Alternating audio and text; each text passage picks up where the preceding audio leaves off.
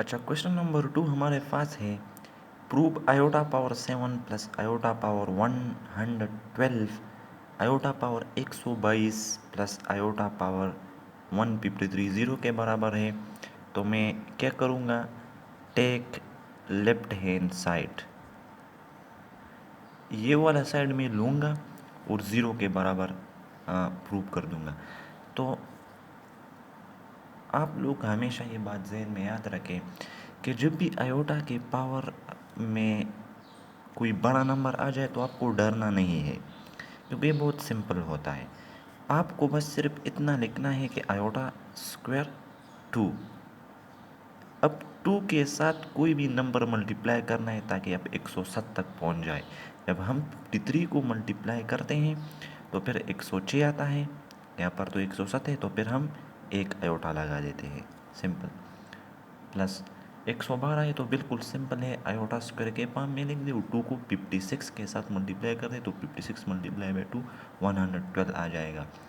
Iota power 122 iota square के palm में लिख दे और 61 के साथ मल्टीप्लाई कर दे, और आयोटा पावर 53 आयोटा स्क्वायर के जब आप 76 में मल्टीप्लाई करते हैं तो 152 आता है, फिर एक आयोटा लगा दे। अब बिल्कुल सिंपल है, आयोटा स्क्वायर किस चीज़ के बराबर है, -1 power 53 iota plus -1 power 56 plus -1 power 61 और प्लस -1 पावर 76 आयोटा।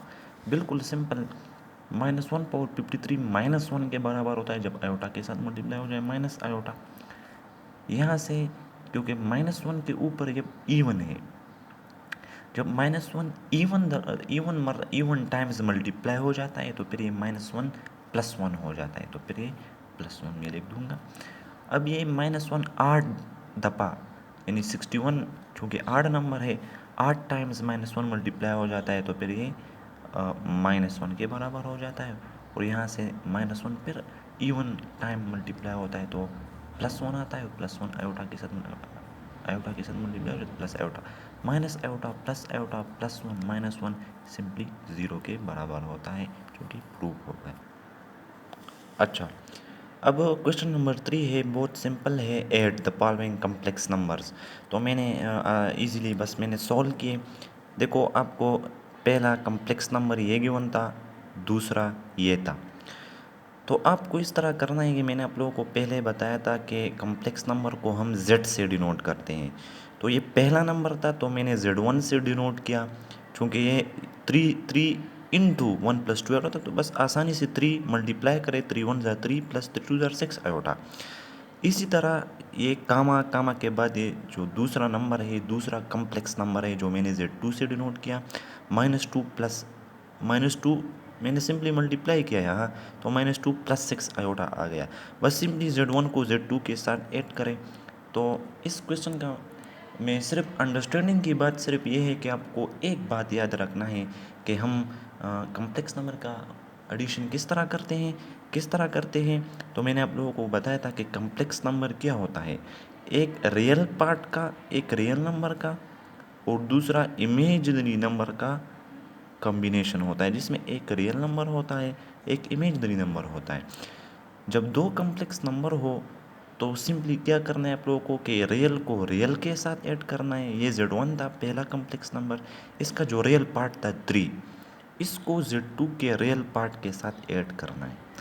और जो कम्प्लेक्स पार्ट है +6 आयोटा इमेजिनरी नंबर है, इमेजिनरी नंबर है या इमेजिनरी पार्ट कहलाता है, इसको इसके साथ ऐड करना है।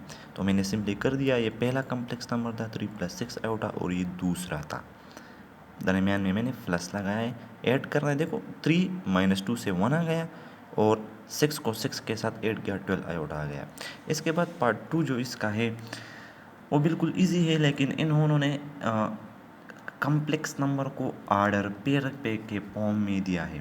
क्योंकि मैंने आप लोगों को बताया था कि इस पर मैं एक वीडियो बनाऊंगा, लेकिन चूँकि ये बिल्कुल आसान है, कम्प्लेक्स नंबर का एक और डिफिनीशन ये है कि ordered pair of real numbers. देखो, ये इन लोगों ने आपको ऑर्डर पेयर के फॉर्म में दिया है, दो कम्प्लेक्स नंबर दिए हैं, एक ये है और दूसरा ये है, एक ये है और दूसरा, लेकिन क्या कर दिया है, आर्डर पेयर के फॉर्म में दिया है। जब भी हम कम्प्लेक्स नंबर को आर्डर पेयर के फॉर्म में लिखते हैं तो फिर आयोटा ख़त्म होता है, आयोटा हम नहीं लिखते। देखो, लेकिन मैंने क्या कर दिया है, मैंने आर्डर पेयर फॉर्म से असल फॉर्मेट में मैंने लिखा है। जब आप एक कम्प्लेक्स नंबर को आर्डर पेयर के फॉर्म से निकाल कर जिसका जो ओरिजिनल फॉर्म है इसमें लिखते हो तो किस तरह लिखते हैं। देखो, पहला नंबर यहाँ था √2, इसको मैं इस तरह लिख सकता हूँ कि अगर एक ए हो कामा बी हो तो इसको आप कैसे लिख सकते हैं, in the form of complex number. जब हम वो दूसरा डिफिनीशन करते हैं, यानी the combination of real part in imaginary part, तो सिंपली ए लिख देते हैं, दरमियान में प्लस आता है, और जो बी लिखते हैं बी के साथ आयोटा लिखते हैं। तो ये वाला फॉर्म ये ओरिजिनल फॉर्म है। लेकिन अगर आप आर्डर पेयर के फॉर्म में लिखते हैं तो फिर आपको सिर्फ रियल नंबर लिखने होंगे, क्योंकि यहाँ पर ए ये रियल नंबर है, बी बजाते खुद रियल होता है, लेकिन आयोटा लगाने की वजह से ये इमेजनरी बन जाता है फिर। लेकिन जब आप ऑर्डर पेयर के फॉर्म में लिखते हैं तो ए और सिंपली बी, अब ये दोनों रियल है, अब ये दोनों रियल है क्योंकि आयोटा ख़त्म हो गया। तो कम्प्लेक्स नंबर को हम ऑर्डर पेयर के फॉर्म में भी लिख सकते हैं। यहाँ पर ऑर्डर पेयर के फॉर्म में गिवन थे, मैंने सिंपली जो ओरिजिनल फॉर्मेट था मैंने उसमें लिखा। ओरिजिनल फॉर्मेट में किस तरह लिखते हैं, √2 कामा 1 था, √2 लिखा, जो दूसरा नंबर कामा के बाद जो होता है इसके साथ हम आयोटा लगा दें, चूँकि ये 1 था या 1 लगा दूँगा साथ में आयोटा। यहाँ पर 1 प्लस √2 आयोटा इस तरह लिखना है, क्योंकि जब इस फॉर्म से इस फॉर्म में जाना होता है तो जो दूसरा नंबर होता है ना, दूसरा, इसके साथ हम आयोटा लगा देते हैं। ऐड करना था, एडिशन का रूल मैंने आपको समझाया कि एडिशन का रूल किस तरह है, कि एडिशन के रूल में हम देखो, अब ये हमारे पास √2 है, चूँकि रियल पार्ट है, तो रियल पार्ट को हम, ये 1 था, ये भी रियल पार्ट था, इस कम्प्लेक्स नंबर का ये रियल पार्ट, इसको मैंने इसके साथ ऐड कर दिया तो √2 + 1 आ गया, और आयोटा और √2 आयोटा को साथ में लिख दिया, क्योंकि दो नंबर है, दोनों के साथ आयोटा है तो मैंने अलग लिख दिया। यहाँ से मैंने आयोटा कॉमन लिया, इस फॉर्म में आ गया।